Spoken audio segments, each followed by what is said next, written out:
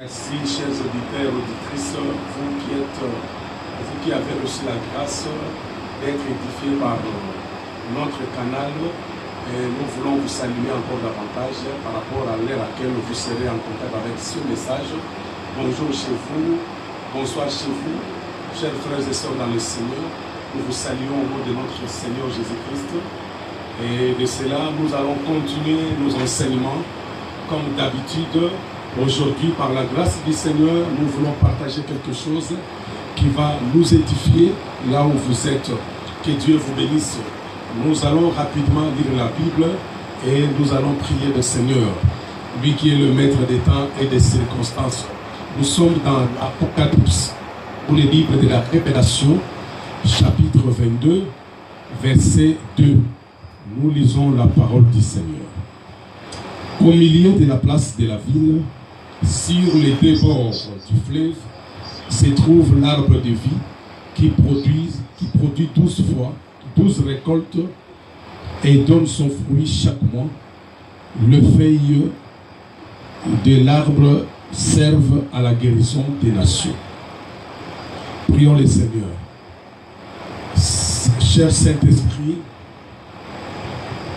l'heure a sonné où nous allons communiquer ensemble la pensée du Seigneur pour chacun de nous. L'orientation venant de toi, Seigneur.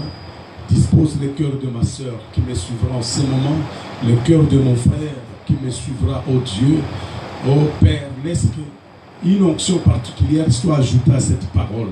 Que cette parole vienne édifier, vienne relever la foi dans la vie d'un homme ce soir ou d'une femme qui recevra, qui sera dans l'opportunité de le suivre ce soir, dans le nom de Jésus. Que ceux qui seront malades, que ceux qui ont des problèmes, laisse que cette parole vienne consoler et guérir au nom de Jésus-Christ. Ajoute une onction particulière à cette parole dans le nom de Jésus. Amen. Nous voulons parler d'un thème ce soir, par la grâce du Seigneur. C'est bien moi, votre humble serviteur et esclave de Jésus, l'évêque Siméon Patrick Kaimbe, que Dieu a choisi ce soir pour vous parler. Nous allons parler d'un thème. Jésus doit être au centre de ta vie. Jésus doit être au centre de ta vie. Lorsqu'on parle de ta vie, on parle de tout ce qui concerne ta vie. Mon frère, ma soeur, vous qui me suivez en ce moment, que la joie du Seigneur vous parvienne et que Dieu vous dispose à nous suivre un peu pendant ce temps qui nous a été imparti. Nous sommes ici dans l'Apocalypse. Apocalypse, c'est un livre écrit par l'apôtre Jean. Et Jean, c'est le dernier apôtre parmi les 12 apôtres de Christ. Et ce livre-là écrit pendant qu'il était dans l'île de Patmos, mis en quarantaine par les Romains qui cherchaient sa mort. Après avoir passé par la bouillie, dans un fil d'huile, et il a été crevé les yeux et on l'a placé dans cette île où il y avait des bêtes féroces pendant qu'il était aveugle. Et c'est dans cette île-là que Dieu lui a révélé. Vous savez que l'apôtre Jean n'a fait aucun miracle parmi les 12 apôtres. Il n'y a aucun miracle dans son ministère si ce n'est la révélation de ce message, si ce n'est la révélation du temps de la fin. Il a eu la grâce de recevoir cette révélation. Et la révélation, c'est ce que nous appelons Apocalypse. Ce qui était caché dans l'éternité, Dieu a révélé cela à Jean, comme il avait aussi révélé en partie à Daniel. Et Dieu lui avait dit d'écrire. Il y a des choses que nous lisons aujourd'hui, que nous enseignons aujourd'hui, que Dieu avait permis à l'apôtre Jean. Il y a d'autres, Dieu lui avait dit de ne pas écrire, parce que l'état n'est pas encore arrivé. Que Dieu vous bénisse. Il y a une pensée ce soir pour chacun de nous. Il s'agit ici d'un enseignement que Dieu veut nous donner, une prophétie pour l'Église et pour ceux qui croiront ce soir. Il y a une prophétie pour toi. Dans cet enseignement, on nous présente une situation. Ici, on dit, il y avait une ville, cette ville était traversée par un fleuve. Et ce fleuve qui traversait la ville, au milieu de ce fleuve était planté un arbre. Cet arbre-là donnait chaque mois son fruit. Cet arbre-là donnait 12 fois le fruit. Et les feuilles de cet arbre-là servaient à la guérison des nations. Gloire au Seigneur. Nous avons toujours dit que la Bible, c'est une forêt où il faut qu'il y ait quelqu'un qui connaît cette forêt pour te faire entrer. C'est-à-dire, c'est la parole de Dieu, mais il te faut un unique pour t'enseigner cela. Et c'est le rôle que nous jouons ce soir par la grâce du Seigneur. Que Dieu vous bénisse.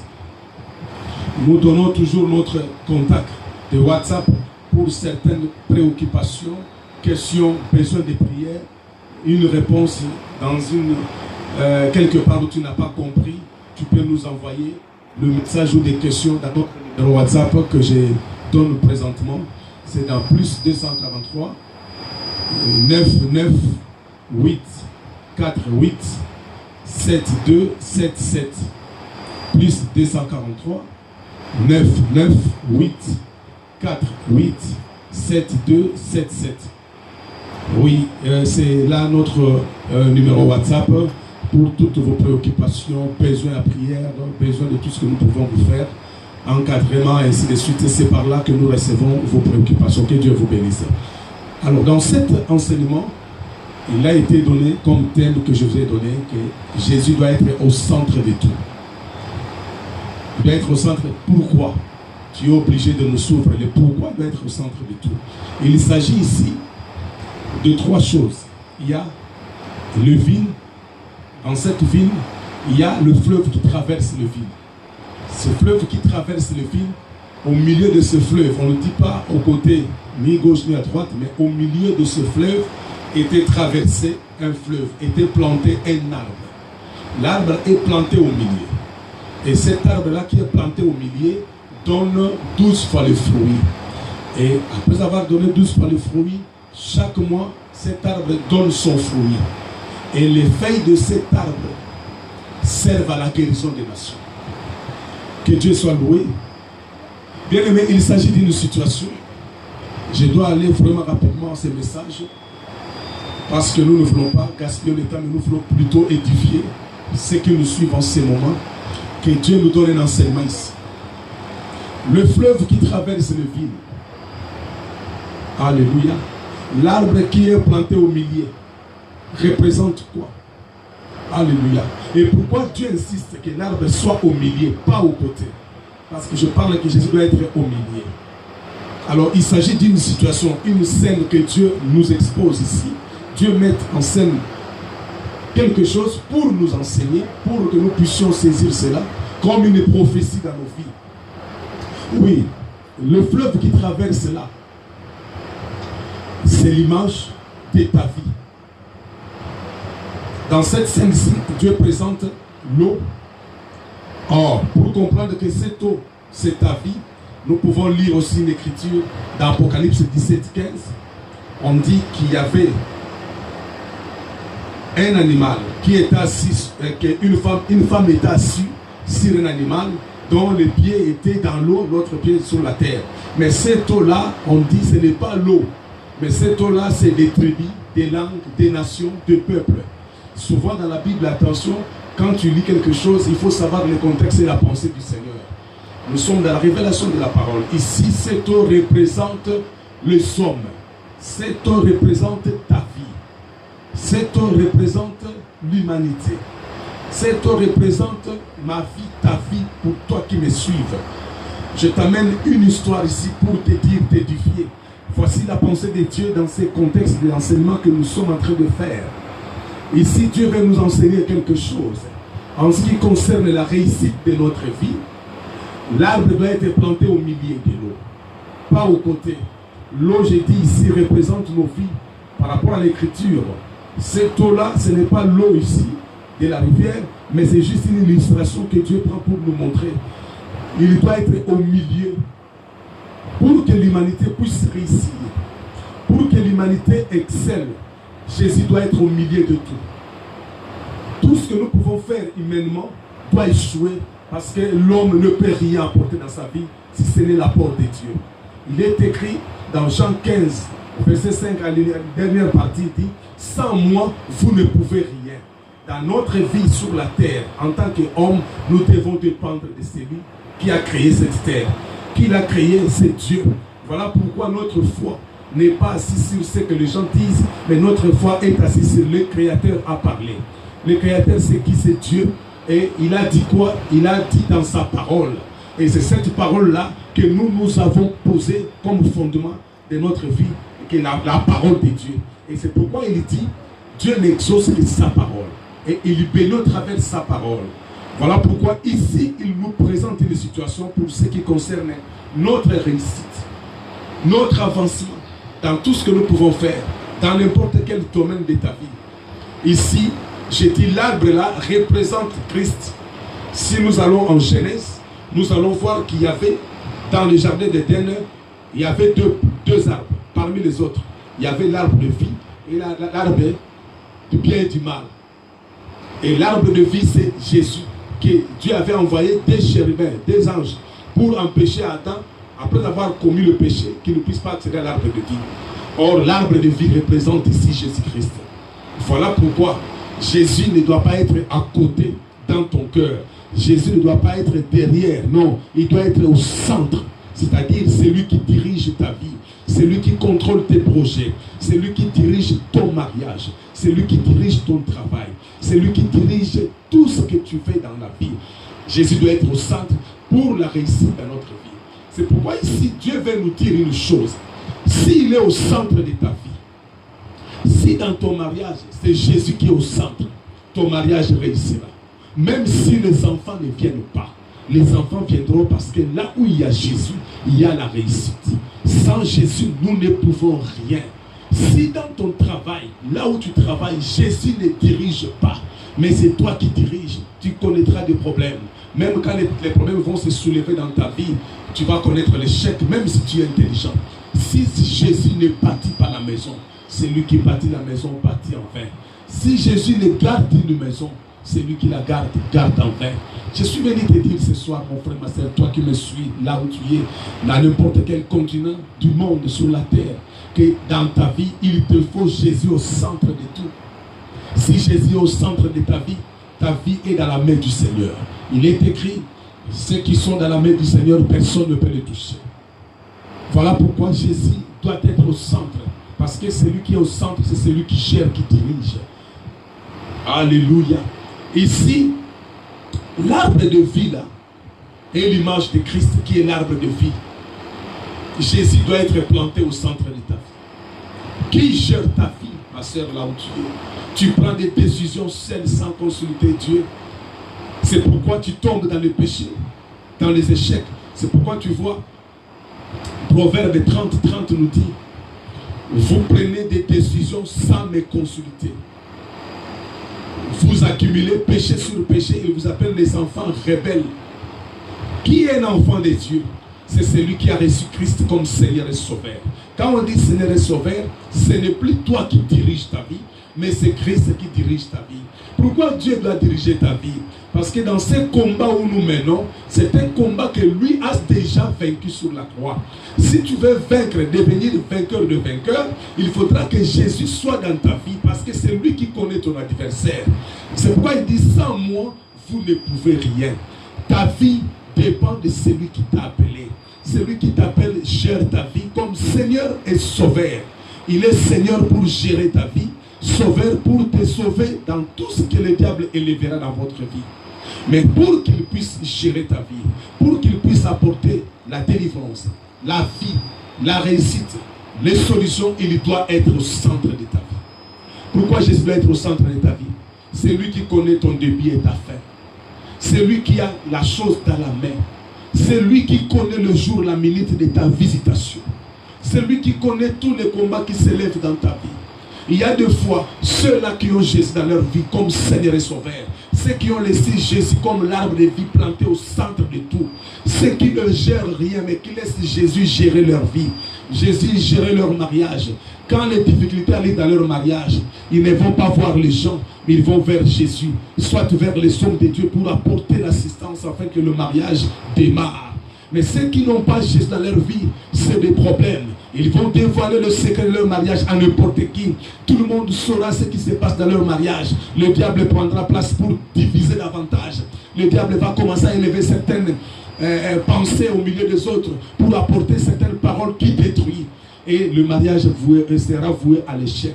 C'est pourquoi Jésus ne veut pas que nous puissions marcher dans les échecs. Jésus a dit, vous serez la tête et non la queue. Il doit être au centre de ta vie pour bien gérer ta vie. La vie que nous menons, il n'y a que Jésus qui connaît sa fin. Il n'y a que Jésus qui connaît le début et la fin. Voilà pourquoi il nous demande de lui laisser la gestion de notre vie. La gestion de notre vie, c'est des décisions. Il y a aujourd'hui beaucoup de gens qui prennent des décisions sans consulter Dieu. Il y a beaucoup de gens, après avoir pris une décision, quand il y a des échecs, quand il y a des retombées, c'est alors qu'ils reviennent maintenant pour chercher Dieu en deuxième lieu. Or, la Bible dit, si l'Éternel ne bâtit une maison, si l'Éternel ne garde une maison, ceux qui gardent en vain. Voilà pourquoi ta vie ne doit pas être bâtie par ce que les gens disent, mais ta vie doit être bâtie par ce que celui qui t'a appelé dit. Qu'est-ce qu'il dit dans sa parole? Sans moi, vous ne pouvez rien. Ne faites rien sans consulter Dieu. On consulte Dieu comment? Par ce qu'il a dit. Dieu accomplit sa parole. Dieu ne veille que sur sa parole pour l'accomplir. Et Dieu est un Dieu d'ordre. Si tu ne sais pas consulter Dieu, on le consulte au travers le ministre de Dieu. Le ministre de Dieu compose la main de l'Éternel. La main de l'Éternel, c'est le 5 doigts. Or, les 5 doigts reflètent ici les 5 ministères post-ascension, dispensateurs de la grâce, prédicateurs de l'évangile, ceux qui sont appelés au ministère de l'Éternel. Ils composent la main de l'Éternel. Voilà pourquoi on consulte l'homme de Dieu. C'est Dieu que tu consultes pour avoir des directives, des orientations, afin de ne pas tomber au piège du diable. Quand les choses ne marchent pas, mon frère, ma soeur, quand les choses semblent stagner, quand tout ne marche pas, tout paraît noir, ne t'inquiète pas. La Bible dit, ne vous inquiétez pas. Pourquoi Dieu dit cela? Parce que c'est lui la solution. C'est lui qui combattra pour vous.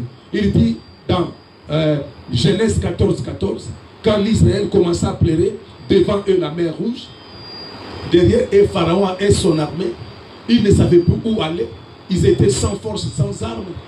Mais Dieu a parlé par son serviteur de dire à son peuple de garder le silence, de les laisser combattre. Il nous arrive aussi de fois de voir devant nous l'impossible, derrière nous les problèmes. On n'a pas des issues. On commence à croire comme si ce que nous avons vu, c'est ce qui est Dieu aussi dans ses limitations. Or, Dieu n'a pas de limites. Dieu, rien ne lui échappe en ce qui concerne nos vies, ta vie là où tu es. Peu importe ce que tu vois, retournez le regard vers l'Éternel. C'est pourquoi tu vois dans le désert, quand Yahi, le peuple d'Israël est arrivé quelque part, où à cause de leur incrédulité, à cause de leur mauvaise manière de voir les choses, Dieu a suscité des serpents, des vipères qui sont sortis pour commencer à mordre tout celui qui n'a pas la foi. C'est un exercice que Dieu a voulu donner à son peuple. Cependant, il a ordonné à Moïse d'ériger un serpent de reins qui sera mis sur une croix des reins. Et que pendant que tu vois la vipère en train de s'approcher de toi, tu vois vraiment une vipère avec tout ce qu'il représente là. Il vient vers toi, il t'attrape au talon, dans ton pied en train de mordre. Ne regarde pas la vipère. Au lieu de regarder la vipère qui te morde, tu dois élever les yeux vers les serpents des reins. Un rein, quelque chose qu'on a érigé.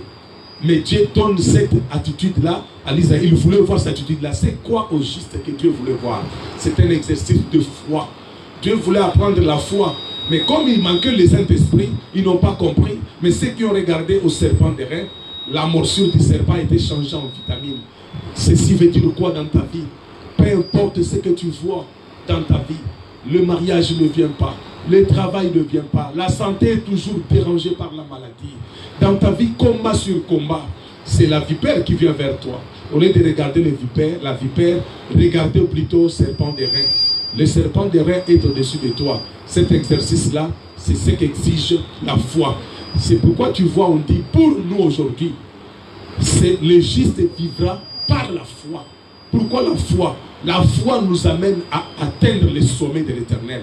La foi nous approche de Dieu pour que tu puisses expérimenter la réponse à tes prières, à tout ce que tu demandes à Dieu. Aujourd'hui, c'est par la foi que nous nous approchons de Dieu. C'est pourquoi Hébreu nous dit que celui qui s'approche de Dieu doit premièrement croire que ce Dieu existe. Donc, l'exercice de la foi. Si Dieu est au centre de ta vie, tu marcheras par la foi. Même ce que tu vois devant toi qui ne marche pas, tu sais que tu n'es pas seul, tu es avec le Seigneur. Je suis venu édifier quelqu'un ce soir. Je suis venu susciter la foi dans la vie d'un frère, d'une sœur qui a perdu la foi à cause des réalités de vie. pensant que ces réalités, c'est la vérité. Non, la réalité est différente de la vérité. Il y a plusieurs réalités. C'est pourquoi quand nous remontons encore dans une écriture, dans Genèse 1, verset 1 jusqu'au verset 5, on dit, Dieu vit que la lumière était bonne. La lumière au singulier était bonne. Dieu sépara la lumière avec le ténèbre au pluriel. Le ténèbre au pluriel, pourquoi? Parce que le ténèbre, c'est la réalité de vie. C'est la maladie qui peut arriver. C'est la souffrance qui peut arriver. C'est la mort qui peut entrer dans votre famille. C'est les douleurs, les difficultés. Ce sont des réalités.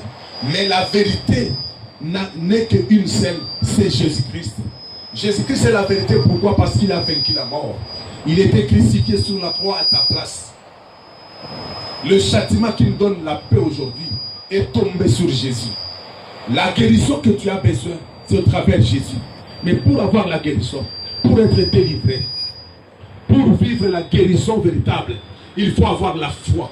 Je suis venu te dire, ma soeur, tu es en Europe, tu es aux États-Unis, tu es en Asie, tu es partout, en Afrique, précisément ici en RDC. Je te présente un homme. Cet homme ne doit pas être à gauche ni à droite dans ton cœur. Il doit être au centre. C'est lui qui doit prendre les commandements de ta vie. Laissez Jésus diriger ta vie. Laissez Jésus diriger tes affaires. Laissez Jésus diriger ton mariage. Jésus ne connaît pas des échecs. Partout il passe, il y a toujours le résultat. Si Jésus dirige ton mariage, même si le diable entre, ton mariage connaîtra le succès, la réussite, il y aura la stabilité dans ton mariage. Si Jésus dirige ton travail, c'est une marque de reconnaissance d'abord que c'est lui qui t'a donné ce travail. Si Jésus dirige ton travail, tu connaîtras la réussite dans ton travail.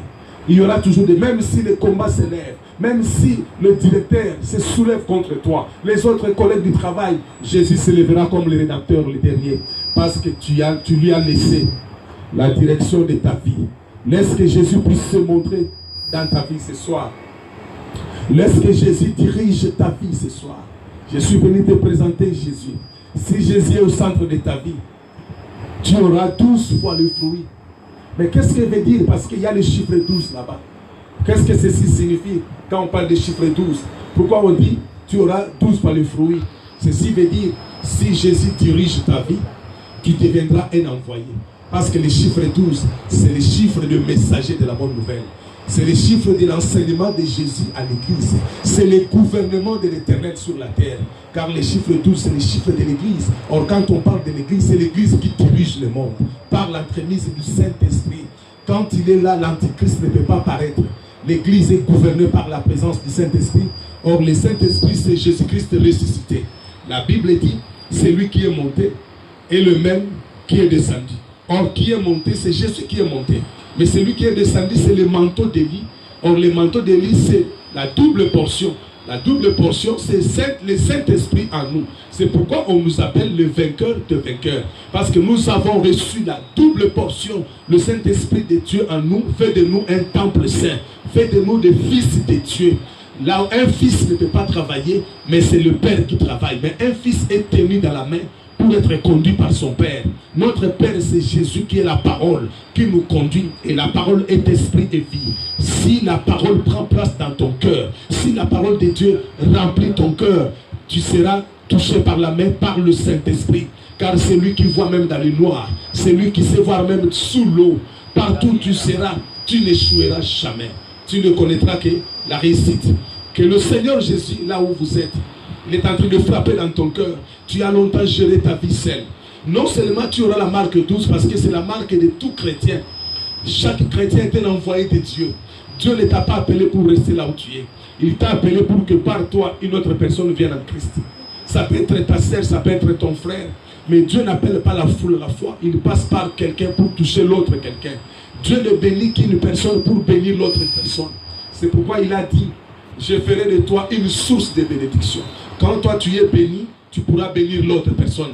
Que cela veut dire quoi? Quand je prie moi, que Dieu me bénisse financièrement, mais ça ne sera pas, l'argent ne descendra pas du ciel, l'argent passera par quelqu'un que Dieu bénira pour me bénir. C'est pourquoi nous devons croire, laissant notre vie, notre cœur, que Dieu gère. Pourquoi Dieu doit gérer ta vie? Parce qu'en toi il y a des émotions, en toi il y a des tempérants, en toi il y a des agitations, il y a un caractère qui doit disparaître pour que le caractère de Christ s'imprime. C'est un mariage. Dans le mariage, le nom de la femme disparaît, mais c'est le nom de l'homme qui est présenté. La femme porte le nom de l'homme. C'est pourquoi on parle, la femme t'est. On ne parle plus de nom familial, mais la femme porte le nom de son mari. Les deux deviennent une seule chair. Dans notre mariage avec Jésus, s'il est au centre de ta vie, tu deviens chrétien comme Christ. Tu deviens chrétien, tu portes la marque de Jésus, le nom de Jésus. Tu deviens enfant de Dieu. Laisse que ce soir là où tu es, si tu m'as entendu, si tu me suis ce soir, la Bible dit, après avoir porté la marque, c'est la marque là, c'est la varese de tous les joueurs de l'équipe de Jésus. Dans notre équipe, nous n'avons un seul chiffre, c'est le chiffre 12, qui nous rappelle que nous détenons l'enseignement de Jésus pour les enseigner aux autres. Et le Saint-Esprit dirige à l'Église pour gagner le sang au profit de l'Éternel. Tu n'es pas appelé à rester seul. Quand Dieu t'appelle, c'est pour que par toi, les autres viennent vers Christ. C'est pour que par toi, que les âmes soient gagnées. C'est pourquoi on dit ici, chaque mois donnera son fruit. Dans ce fruit, il y a deux tapes. Il y a le fruit des âmes et le fruit des caractères. Chaque mois, tu dois témoigner la conversion des autres personnes. Tu dois témoigner le miracle. Tu dois vivre la visitation du Seigneur. Parce que c'est Jésus qui gère ta vie. Jésus ne t'a pas appelé pour te faire souffrir. D'ailleurs, dans notre appel, Jésus donne la vision. Il dit, les projets que j'ai formés sur vous, ce ne sont pas les projets de malheur, mais les projets de paix et de bonheur. Dieu ne nous a pas appelés pour nous faire souffrir. La souffrance, ce n'est pas la vision que Dieu a pour nous, mais Dieu nous enseigne dans la souffrance. Un enfant grandi dans la souffrance est un enfant qui a de l'avenir. Parce que la souffrance va lui projeter une vision meilleure pour le demain. C'est pourquoi l'école de l'Éternel, c'est une école des épreuves. Un enfant de Dieu doit passer dans une école où Dieu va les former, les tailler. C'est pourquoi tu vois même le prophète Salomon dans Proverbe 7. Dans Proverbe 7, le verset 2, il dit, son cœur est dans la joie lorsqu'on lui dit, allez dans la maison de deuil, que dans une maison de festin. C'est-à-dire, il veut nous enseigner ici que dans la tristesse, l'homme est enseigné. Dans les afflictions, le cœur de l'homme projette l'avenir. Cette souffrance, le jour où Dieu me bénira, qu'est-ce que je ferai avec ça? Donc Dieu veut nous amener très loin, mais en nous enseignant dans une école des épreuves. Les épreuves, ce n'est pas la souffrance, ce n'est pas les échecs. Tu peux connaître un échec, cela ne dit pas que tu es devenu le dernier. Non, tu peux tomber, mais tu peux te relever et continuer. L'échec d'aujourd'hui fait l'exploit de demain. Sans l'échec, tu n'auras pas des exploits. C'est pourquoi le monde dit, mieux vaut le reculer, pour mieux sauter, il faut reculer. C'est un adage du monde. C'est-à-dire que les gens ont compris par rapport à la lumière de la parole que pour mieux sauter, c'est-à-dire pour que ta vie ait un bon sens, il faut une école. Et cette école, c'est l'école de Dieu. L'Israël pouvait marcher 3 jours pour arriver à la terre promise. Mais Dieu les a fait passer 40 ans dans le désert derrière les montagnes. Dieu voulait les enseigner pour avoir le caractère. Deuxième caractère, c'est le caractère de Dieu. Dans la vie où Christ est au centre, dans la vie où Christ est au centre, on doit avoir Jésus en toi. Tu deviens une lettre où les gens doivent lire Jésus. Par ton comportement, par ton attitude, par ta manière de parler, tu dois parler comme Jésus. C'est ça, quand on a arrêté Jésus, Pierre a nié parce qu'il était avec Jésus. Il commençait à parler comme Jésus. Même quand il parle, on sait savoir que non, ça c'est un chrétien. Là où tu es, est-ce que les gens peuvent dire que tu es un chrétien? Tu es une chrétienne par ton caractère, par ta manière de faire les choses, au niveau du travail, dans ton mariage. Est-ce que si ton mari ou ta femme peut témoigner que tu es un chrétien, tes enfants, leurs amis, au milieu de l'école, partout là où tu es, est-ce qu'on peut voir Jésus? Je te présente Jésus. Pour présenter le fruit, il faut qu'il soit au centre. Pour que tu réussisses, Jésus doit diriger ta vie. Sans Jésus, c'est l'échec. Jésus est la porte. Jésus est la clé. Celui qui a Jésus, il peut échouer aujourd'hui. Demain, il réussira. Que Dieu vous bénisse là où vous êtes. Je vous donne le temps de donner vos vies à Christ là où tu es. Tu as été découragé par les réalités de vie. Je te présente Jésus et Jésus te frappe à ton cœur pour te dire, donne-lui seulement ton cœur, qu'il soit au centre des décisions de ta vie. Tu verras un grand changement. Qu'il soit au centre quand tu prends des décisions pour telle ou telle chose. Est-ce que tu consultes Jésus? Jésus vous appelle enfant rebelle. C'est pourquoi vous accumulez péché sur péché. Parce que vous prenez des décisions sans moi. Mais laisse qu'avant de prendre une décision, consultez Dieu. Avant d'entrer dans un mariage, consultez Dieu. Avant de faire les affaires, consultez Dieu pour avoir des orientations. Que Dieu vous bénisse là où vous êtes. Nous pouvons prier. Seigneur, que cette parole puisse bénir, édifier, consoler, bâtir la foi de plusieurs personnes qui étaient déçues par les réalités, par des problèmes. Laisse que cette parole ajoute un plus, édifie leur foi et ajoute encore la foi à persévérer dans cette marche chrétienne. Que ceux qui sont malades reçoivent la guérison au nom de Jésus. Et ceux qui ont des problèmes reçoivent la délivrance et qu'ils laissent leur vie sous ta direction dans le nom de Jésus. J'ai ainsi prié. Amen. Que Dieu vous